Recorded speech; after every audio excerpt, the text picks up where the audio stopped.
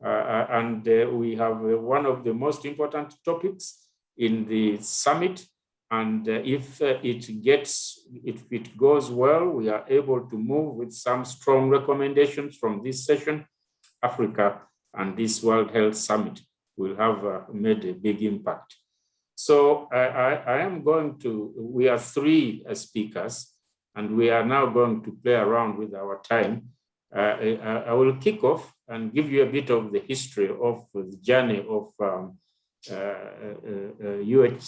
UHC and access to health in Africa. I'm mzee in Swahili and a senior man in age. And I will take you through some of the things I have seen, and then make some suggestions on how we can accelerate the direction. Then we will be followed by Rispa Walumbe from AMREF. AMREF has just completed a commission report on the status of UHC in Africa, and Rispa will talk to us about that. And then Karim Bendao will talk to us about the possible contribution, the potential contribution of the private sector, which is actually critical to everything that we are talking about now. In Uganda, COVID is up, and the private sector is doing a lot to contribute to treating sick people, and so on and so on. So let's start. I'm going to take you through with some, of course, now, how much more time do we have? We will end at what time? 1 o'clock, they say. So it gives us like 45 minutes. And it means that the 3 of us, maybe if we spend like what, 10 minutes each, is that too short? Yeah, 10 minutes each. And then we will have a discussion. So I will share the screen with some slides, which I will take you quickly through.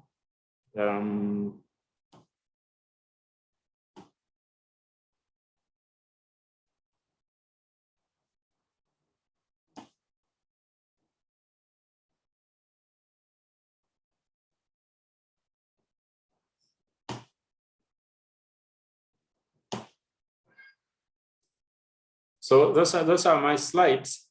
The first one is a definition of UHC. I'm not going to spend time on defining UHC for you. You know what it is. And we are ambitious. We want to make it happen. Next, this is important. What's the context? Africans die, they say, oh, God called them, our day has come, and so on. We want to stop that. But to stop that, we have to create an enabling climate of opinion. And that is what we are about today. Just like we abolished slavery, apartheid, and so on. We need that climate of opinion. And now we talk about the history a little bit here. Growing up in Africa myself, I passed through the board. Excuse me, Professor Maswa? Yes. Can you make it a full screen? Full screen. Yes. Full screen, full screen. You can type F5 on the keyboard, just F5 on the keyboard, yeah. Okay, yeah, there. Thank you very much. Okay, thank you. So growing up here in Africa, I'm now 77 years of age, and it was very promising here in Uganda, and I had a very good education. There were free medical services, initially by colonial people, and then by the independent Ugandan government. I even started working when things were very good. And then Amin came here, things started to go wrong, and they say it is Amin who is the problem, but no, the whole of Africa ended up like Uganda. And that was really brought about by basically Cold War leading to military dictatorships, and you know, there was total collapse in Africa, and we became beggars. And that's part of that. Other things I will show you happened. But now things are better. AU became African, became AU became AU. It's now more about people. And these slides are showing you some of the decline period issues. those South Asian countries who got independence, like at the same time with us, with the same indices, just overtook us, comparing Ghana and Thailand and Nigeria and Indonesia. And that is effect of HIV. Life expectancy plummeted in many countries. And now we are there. As I told you at the beginning, children die, we say God called them. Women die in labor, they say her day has come, and we really must get away from that. And these are other pressures on Africa now impacting our progress towards UHC. There's still high poverty. Services are overwhelmed because of large populations. There's a lot of dependency on outside, and the can-do attitude has declined. And we have accepted in many countries to live normally with the intolerable. And we really must increase demand side for quality everything from our population. Now that's where we are now after MDGs. We have made a lot of progress, but look, Africa is at the top. There are still much worse indices than other countries, other regions, and we don't want that. And we should be ashamed of this. We should feel pain so that we can cause the change that we need. I'm sorry to be hurrying, but I hope I'm delivering the messages nevertheless. So this is now the new era of hope in Africa. Africa's future is up to Africans. We have to reclaim that can-do attitude, which was taken away basically at the bad time when we were borrowing money from left and right, IMF, World Bank, which country. Those people brought people to sit in our ministries of finance, in our ministries of health, and told us to do things. Stop this, lie down, get up, turn left, turn right. And we lost the can-do attitude, which was there at the time of independence. And as we called for independence. And our independence leaders said, we want independence to free Africa from poverty, from disease, and from ignorance. And we want to go back to that. We need to bring back accountability, ownership, pursuing excellence wherever we are, being partners, particularly between communities and people like us, the techno-professionals, and then being partners with the rest of the world. We need strong governments. We need strong civil society. So the governments are up there, global, regional, and then here in the oval there, those are institutions outside governments, but which can work in partnership with governments. But we must have strong governments to start with. And this is about strong governments. All this is, why governments are called to the UN and not CSOs and so on. And those governments, they go to the people, give us votes, we'll give you a bridge, a hospital, so they have to be accountable.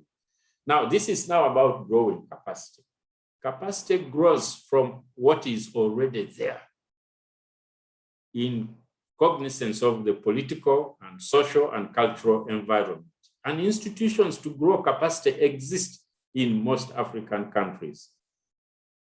So we need to pursue locally driven research, strengthen our management and leadership, strengthen sharing of information, close the implementation gap, and have good monitoring and evaluation mechanisms. And to achieve this, we will also be bold, supported by a new paradigm, a new global paradigm. In the past, when I was Director General in the Ministry of Health, we would go to the Ministry of Finance to look for money every year, budget. And we were classified as an unproductive sector, together with educational. Can you believe? So, but now a change has come. Health is seen now more as an investment and not just as a consumer of resources. This picture, this is me and Professor Paul Collier. He was the chief economist at the World Bank when I was Director General. They was that time classifying us as a consumptive sector. But I met him about 2 years ago, 2019, in Berlin. And he now has written a book called The Future of Capitalism, where he told us in the meeting in Berlin that for 40 years they have been teaching wrong economics, profit, profit, profit, but not telling the profiteers what to do with their profit, not about the people, the humanity, and so on. So we are now on a new route, and it is possible to achieve good health with the low cost. Other countries have done that, but we need to own this, and we Africans must own the drive to change and stop being a continent of global pity, regain self-pride, and be the owners of this. All these are being talked about in circles where I circulate. And this is from Thailand, the triangle which moves mountains. People like us should get together with our communities, research, understand the needs of the people, and take those needs and solutions to the politicians. You all need to read this report. We held a meeting here, African Health Governance Network, together with African Platform on Human Resources for Health. Why is Africa where it is? You can find that book in our website, the HS website. So as we conclude, I told you message number 1, we must feel the pain. Message number 2, we need leadership. Each one of us, wherever we are, so that Africa is a continent where we ask Africa, this is Africa, what do you expect? We say only the best. So with that attitude, our journey towards SDGs and universal health coverage will be assured. And last night, some of you watched, the president of Uganda was debating with Dr. Tedros from WHO on vaccines. And basically, President Museveni said that we Africans are sleeping and should wake up. And that is also my message. Thank you very much for listening to me. It's rushed, but I hope the message has been delivered.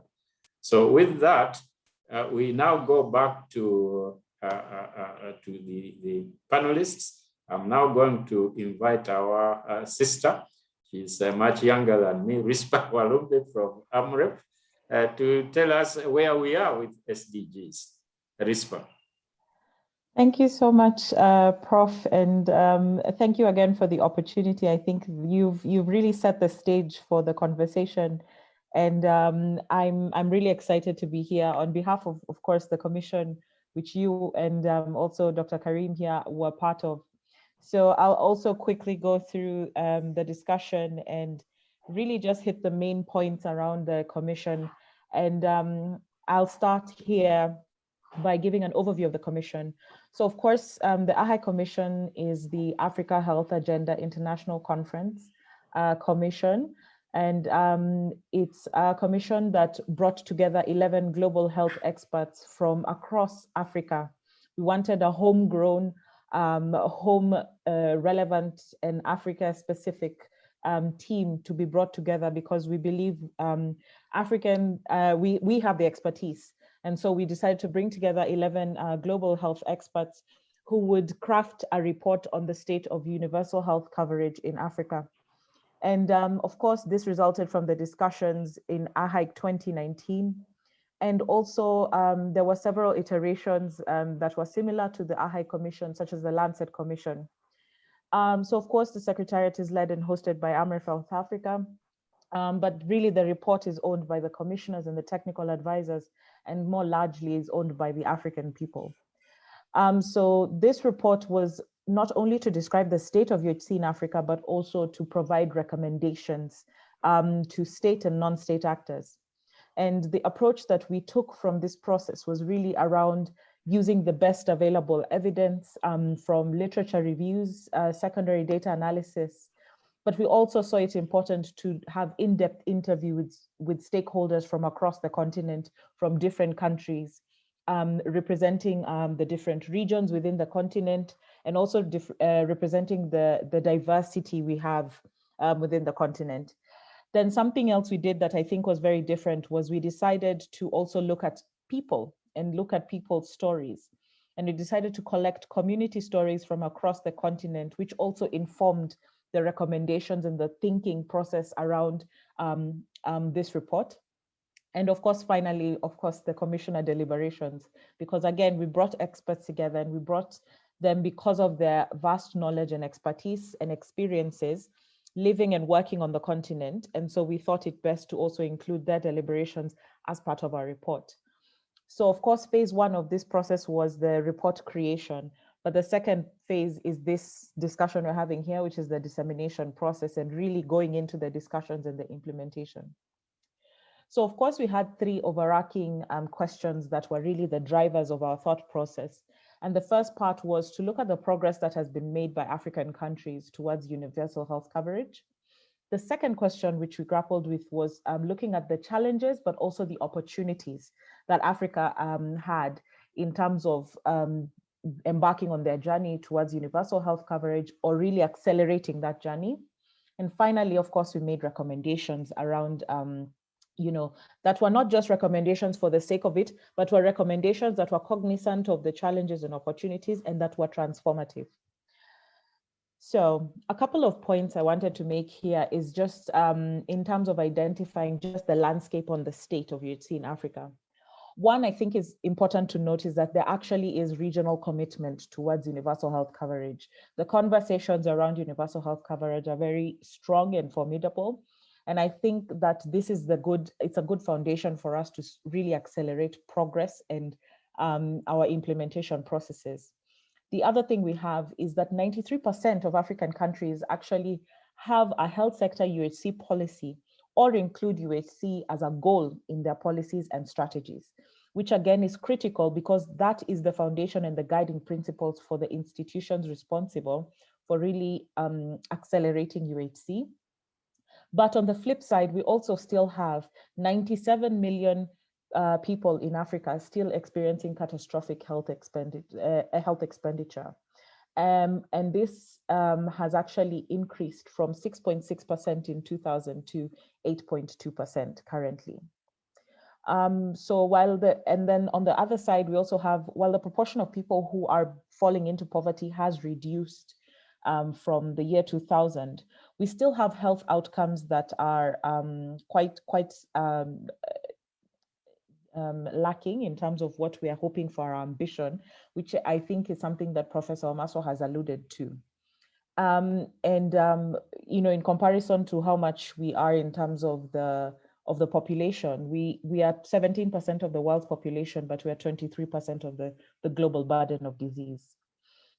In terms of service coverage, there are a few pointers here. Firstly, it's that service coverage varies across the region. But even when we compare the people who have high service coverage, when we look at it against quality of care, the quality of care actually is bringing us lower in terms of service coverage. And this varies from the quality of care that people are receiving across different essential services. And then still, this service coverage is still inequitable across the continent in terms of wealth disparity, gender disparity.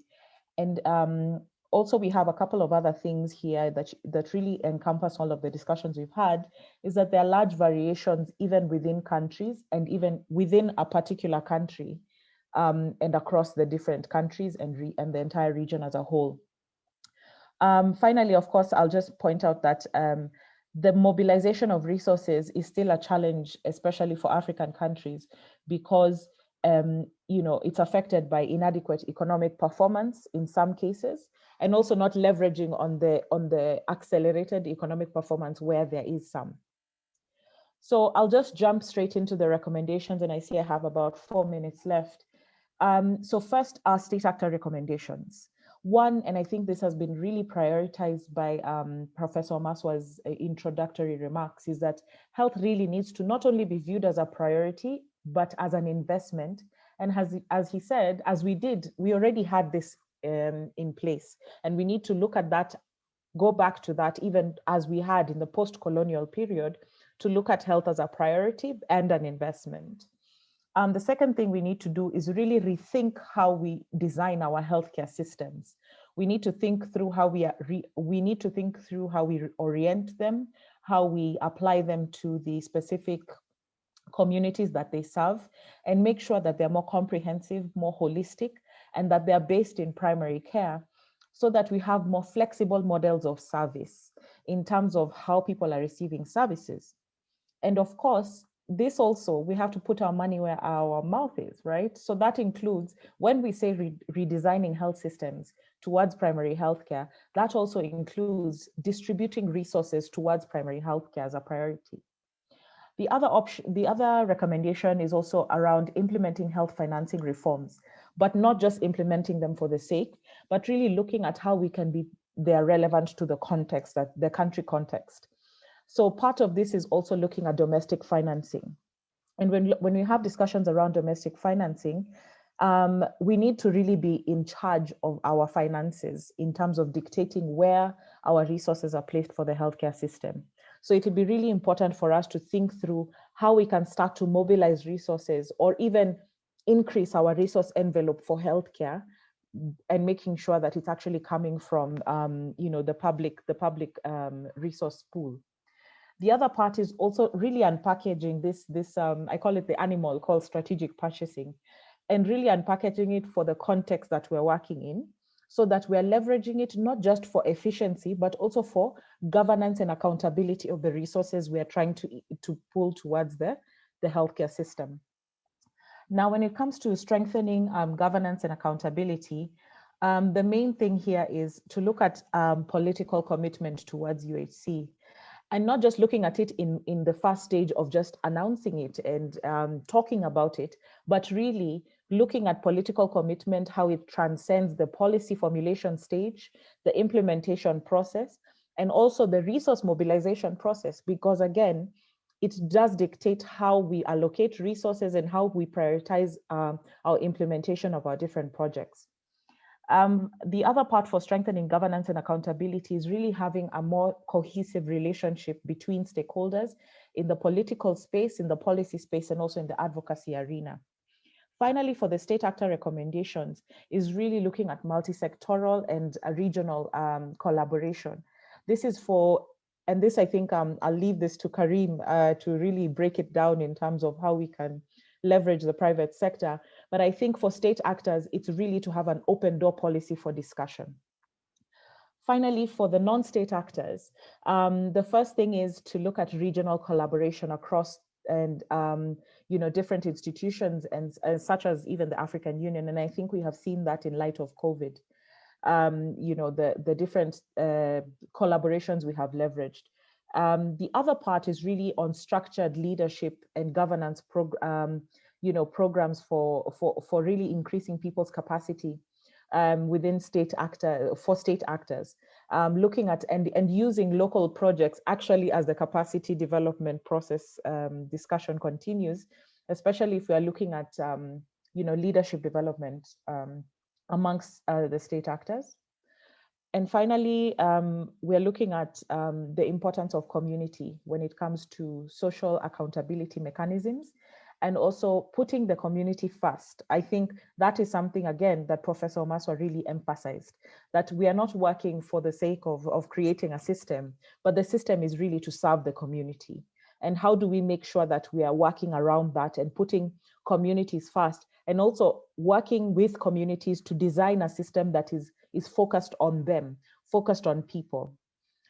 So of course, I cannot say this enough, is that we really need to keep universal health coverage on the agenda and as a priority. And we need to identify windows of opportunity that we can leverage. So thank you so much. I see I'm 1 minute over time. Yeah, thank you. Thank you, Rispa. That is really solid. Everything is really there in that commission report. So what we need is to popularize it more. And now, Karim, it's your turn to tell us how we can loop in the private sector to be a key player on Africa's journey to UHC. Thank you. Over to you, Karim. Thank you, Francis. Thank you, Prof. Rispa mentioned it. almost 100 million people are pushed into extreme poverty each year by the cost of essential healthcare. And you as well, Prof, you have mentioned that we need a leadership. I think with these two assessments, we have definitely to find a solution. We cannot continue like this. I personally strongly believe that the private sector is well positioned to contribute to the universal health coverage effort and already provides health products and services for many millions of people and communities globally and in Africa in particular. Most countries have a mixed public and private health system. I will now introduce the concept of the for-profit private sectors offers a diverse range of health and related product services and innovation. In some of the countries in Africa, it provides over 60% of health services. Let's have a look very quickly to the principles. Number one, leaving no one behind. A commitment to equity, non-discrimination, and a right-based approach. Health is clearly perceived now, even by the private and profit sector, by a fundamental human right. All partners should promote the core elements of the UHC: access, quality, and financial protection, as mentioned by Professor Omaso.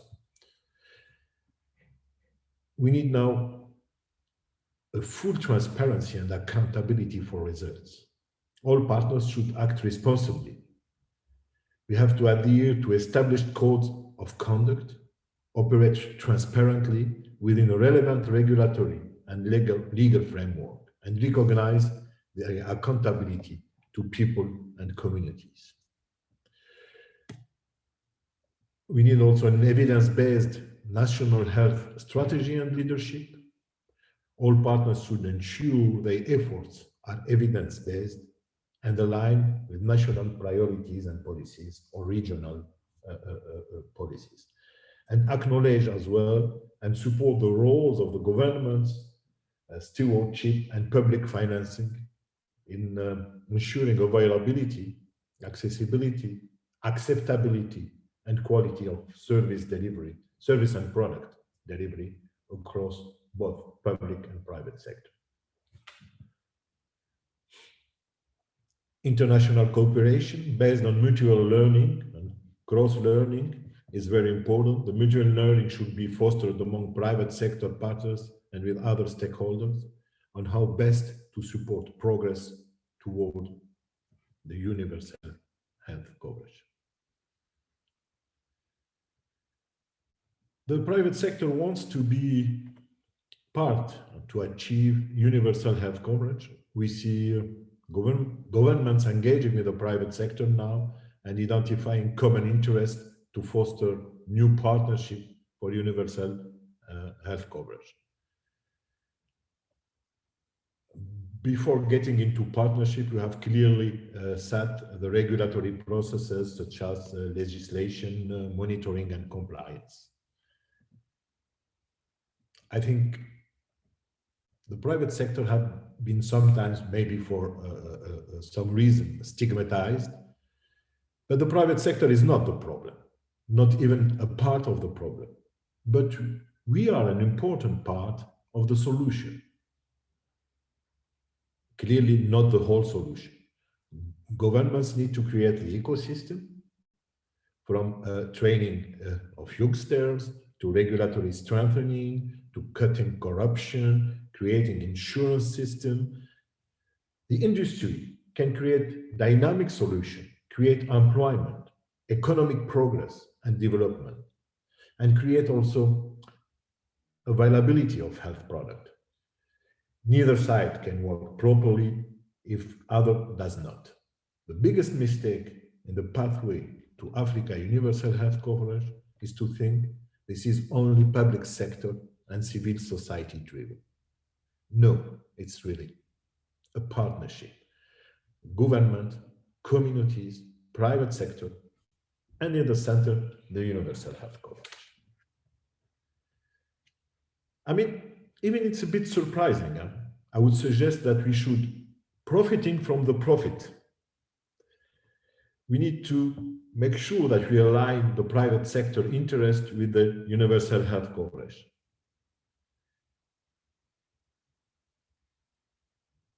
Holistic maps of the health system, which include the private sector, can really reveal the new opportunities to accelerate progress in service delivery and reaching UHC.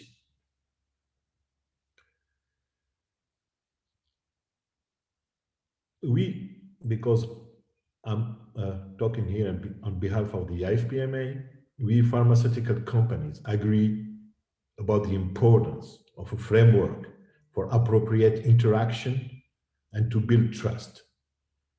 The pharmaceutical industry is already very well regulated, and it appreciates regulation to ensure that patients get the quality drugs they need.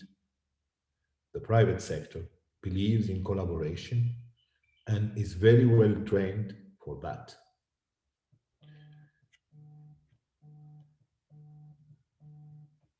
I'm sure that you will ask me, and maybe you will think, conflict of interest. Do we have a real conflict of interest? Maybe. But we have been stigmatized, we have been ignored, and we have been discriminated. Despite all this, we are now at the stage that we can manage our conflict of interest, and we should be okay. The promises of the UHC means that there is a technology, innovation, and disruption, and the private sector is really important to actually deliver on that.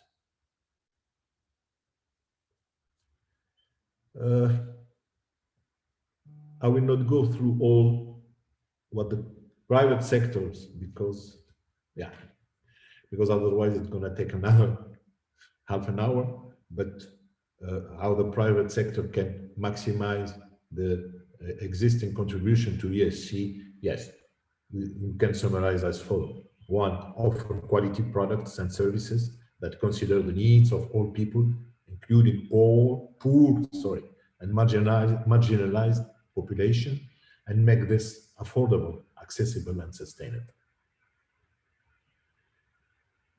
We have to incorporate UHC principles, including the one to leave no one behind in core business models and objectives. This means a long-term strategy for the profit sector in supporting the UHC. We have to develop, test and scale innovative business models that align with the UHC goals. And innovation can happen on many levels, especially in approaches that help to drive greater and more equitable access, quality, and sustainability of health products. And that's also our role in achieving SDGs and UHC, is to create, adapt, apply, and scale up innovations. Private sector innovation is an engine for new products, techniques, and also insight that can improve healthcare and strengthen health systems, whatever they are, public or private, and increase efficiency. And I would like to conclude that the digital health can be game-changing for health system transformation. New technologies and approaches can help countries to leapfrog, even if I like this term, along health and development pathway, and rapidly accelerate progress towards us. Thank you very much. Over to you, Francis. Oh, thank you, Karim. Certainly the private sector is part of the equation. You say it is very well regulated. There is no conflict of interest. And above all, I have heard you say we should all profit from profit. I never heard that before. And I think that is the message of Paul Collier now in his book, The Future of Capitalism. Okay, let's say there are a number of questions and issues on the chat, but I would like to request the participants to raise their hands you, I hope, are able to do that. In the worst case scenario, if you are not able to raise your hand, you can write your question in the chat or just speak. We have just got 10 minutes left. And the other question for the organizers is it allowed to get more time, since we lost time as we move forward? Okay. Any hands up? Now let me look at the participants. No, but there is a question, I think. What is it? I think it's for you, Karim. I see a question there. I would like to hear the ideas about COVID governance in the private sector-based health sector, pharmacies, drug shops, clinics. This I think is a speaker from Uganda. We've had very bad press on the private sector. The hospital facility, the public sector facilities are full, and patients have gone to the private sector and are paying through the nose. So there's been a bad press for the private sector here. Karim, how do you respond to that? That's a bit, I don't have the answer, basically. I have a general answer because I have been involved in putting in place several solutions in several countries, not in Uganda, definitely. But, you know, what I learned from that is exactly what we, three of us, we shared about UHC in general. I mean, you mentioned leadership. We need clear leadership from the government, you know, when it comes to special situations. And that they have to really enforce some new regulation on emergency regulations. That's clearly the case. Second, the private sector need really to find options and solutions. And in some of the countries, you know, we have been able to decrease the cost of a bed of emergency care, of intensive cares in the private sector, you know. This is really where we see that we have to work hand in hand to find the solution. You cannot say I'm the private sector and I have to be profitable full time. No, you have to have a vision for a long-term vision. Yeah, just to make sure that you are serving a cause, a situation which is hopefully, which will not going to last. And this is exceptional situation, and we should take exceptional decision. I mean, I can also answer the delegate, telling him that, do you think that we are happy to see that Africa have received until now only 3% of the total vaccine dose produced all over the world? No, it's not acceptable. It's improving, but even with all the preparation, this topic has required a lot of meeting and a lot of correction. Until now, we are able in the coming weeks to deliver huge quantities to the African market. But believe me, 6 months later, only 3%. It's not nice to hear.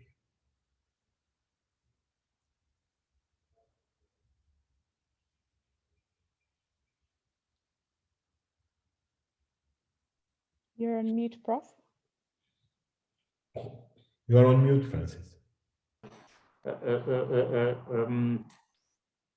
Rispa, there was a question or a comment on primary health care. There is also a comment on herbal medicines, and there is a comment on reforming education institutions so that the graduates are better able to locally solve problems, African solutions to African issues. Rispa, do you want to comment on any of those? Yeah, thanks so much. Yes, Prof. I think I'll tackle the first one on primary healthcare and looking at cost of care, because I think that's been a question that is just really on the dovetails well with what Karim was saying around the cost of care being something that we can, of course, work with the private sector to really unpack and identify because understanding how much something is at the tail end, it requires us to understand the processes by which we get a particular product, right? And I think this is, again, where collaboration is a really important thing. Because if we start to work together as, even in our purchasing arrangements, right? If we leverage on our purchasing arrangements to focus more on a regional purchasing agreement, perhaps, for instance, if we look at pharmaceuticals, if we look at even technologies for healthcare, I think that will be a really important factor in terms of bringing the cost of care in terms of commodities down. Because again, looking to our neighbors in the north and also some of our neighbors in Asia and other places, this is some of the things that they have done. They have identified themselves as regional economic blocs. They have leveraged on those. They have understood that sometimes it's better to stand with other people. When you are negotiating price, it's better to stand together rather than to stand alone. And but then looping back to what you've said about looking at corruption and lack of leadership, I think a lot of it is going to come down to leadership. And that's why I really said, when it comes to political commitment, it's not having political commitment just at the beginning stages, but really having that political commitment transcend the entire process. Because when it comes from the top, all the way from the top, it really does help to keep people aligned and keep people focused. And it also brings people together, because in that commitment, it's already a convening power in itself. And that, of course, aligns the different actors, the private sector, the civil society, and the government. So I'll start with that, unless you want me to take one of the other questions as well, Prof. Sure. Let's go back to political commitment. How do you mobilize political commitment? Because it seems it is the missing link to everything. Yeah, that's a good question, and a hard one, but I think I'll make an attempt to answer it. I think from what I've observed in terms of political commitment, it also starts with understanding the political space and understanding the political levers that are there, and really packaging, I would say packaging universal health coverage in a politically lucrative way.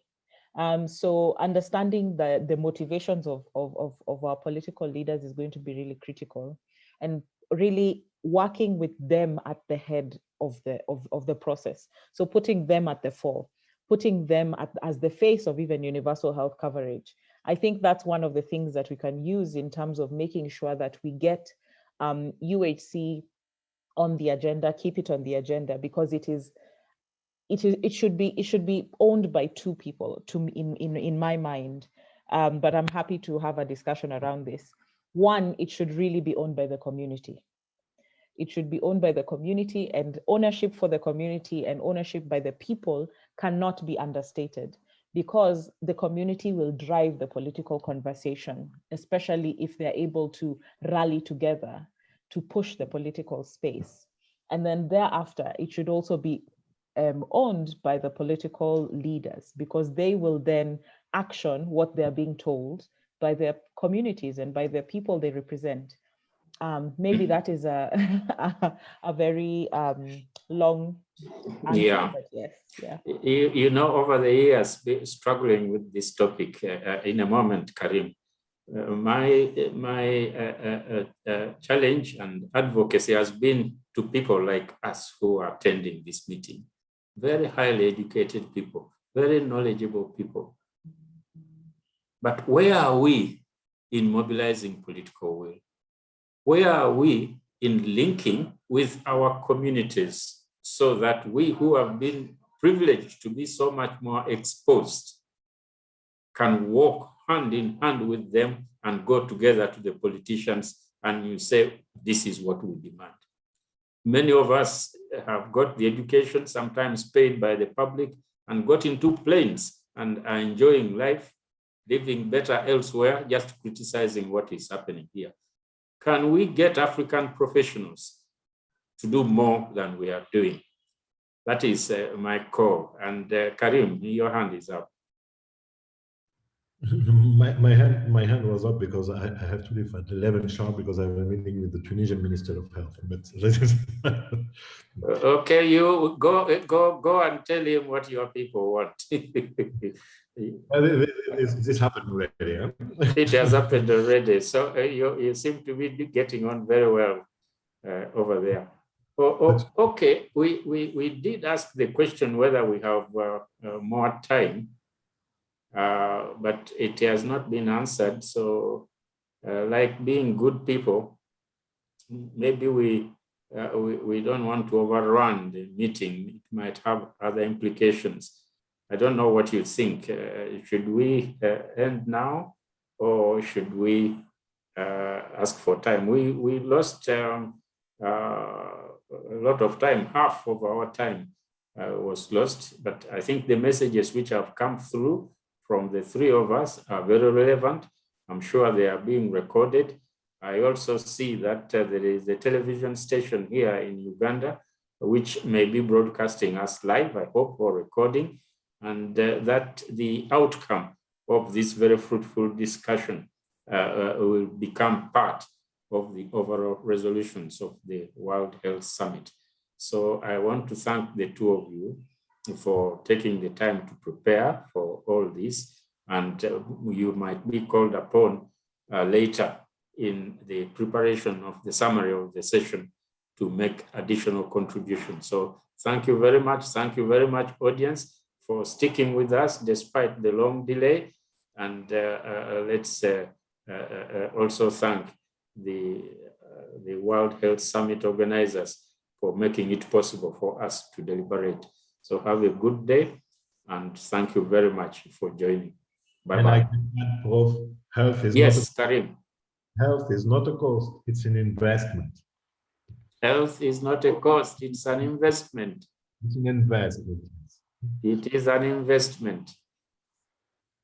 And COVID has taught us that. Look at what has happened to global economies because of health issues. Exactly. So it's a lesson. I hope we don't forget it. We shall see. Bye-bye. Okay, bye-bye. Bye-bye, everyone. Thank you very much indeed. So we leave now. Thank you so much, everyone. And yeah, happy to follow up later.